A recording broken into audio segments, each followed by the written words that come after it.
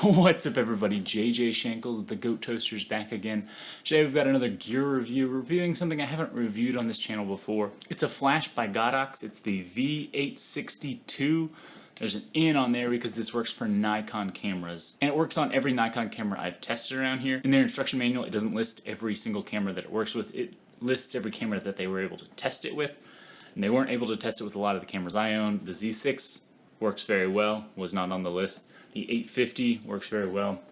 The D2X, the D1s and the D2s over there, those all worked as well. So this works with every Nikon camera because it's the same system, the same pinout for all Nikon cameras. And I do have to say, being someone who's coming from never using a good flash before, this is such a step up from other cameras like this. This is the D7000, an older cropped camera. It's the only one I have that has a pop-up flash like that. And this is what I was used to flashes being, just very direct, bright light. It just kind of looks like there's a flash on there, and usually you don't want that. Usually you want nice, even lighting instead of that bright, right in the face lighting. You want kind of a natural, even lighting. It works way better than I thought. And I'm not going to say I'm a professional with a flash because I've only used this one for about a week testing it out, and I have to say it's really easy to work with, really easy to learn, and the cameras do most of the work because this is a smart one. It comes with a nice kit, and this is a diffuser that came in the kit that clips onto the top. It's just flat on top, and you can put whatever diffusers you want on top. I've been using that just kind of because it spreads the light out a little bit more. When you turn it on, there's that little bit of engine, there's a motor in here that's adjusting the distances of things. Like I said, pretty advanced flash. You got three modes, your i-TTL, it's kind of an auto mode, there's manual mode, and then RPT mode. RPT mode is a little bit more advanced. It's a repeating flash for taking pretty elaborate photography. Look it up, I'll put a couple pictures in here.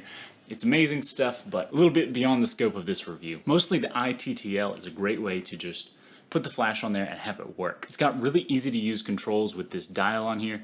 You press a button and you can adjust exposure up and down. You can change but those are the only two settings you control on the flash. The rest of it gets through information from the hot shoe. So it does have to be mounted on a hot shoe, and it gets information like what your aperture is, but basically that little button in the bottom corner is your aperture. And with this one I have it set for, there's a button press to turn on flash mode, and it'll flash like that. It was also really impressive on the Z6 that I'm shooting on right now, since it does have an electronic viewfinder. When you use the flash, it'll automatically adjust the exposure in the viewfinder, which I thought was just an incredible feature. With the D850, it doesn't tell you as much information on the exposure slider as whether you have the flash on there or not. So now I wanted to show you guys a couple examples of how it looks, some pictures I've taken without flash and then with flash to show kind of how well it lights the space.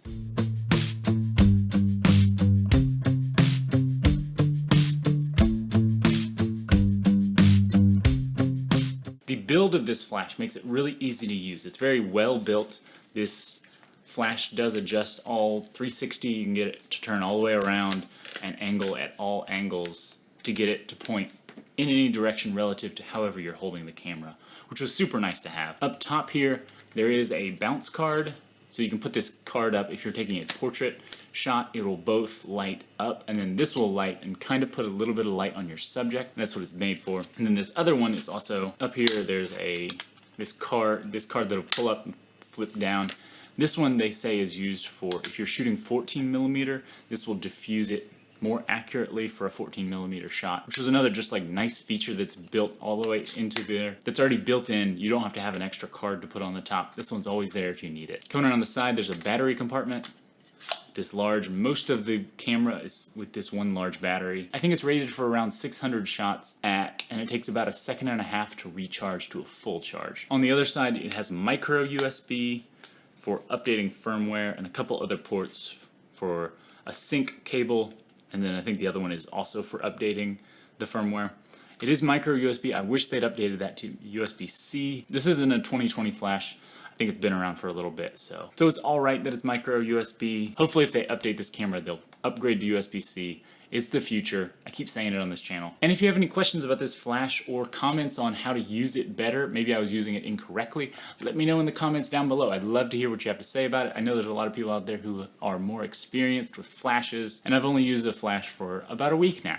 And so I'd love to hear if you have any tips or tricks that I missed out on. Let me know in the comments down below. And while you're down there, if you stuck around, if you wouldn't mind hitting that like and subscribe, it really helps this channel out with the YouTube algorithm and all. But that about wraps up this review. I hope you guys are having an amazing day. 2020 has been kind of crazy, and I hope you guys are all safe wherever you are. But even when we're all stuck inside like this, hope you can create art today. Take some amazing pictures, take some amazing videos. Stay safe out there.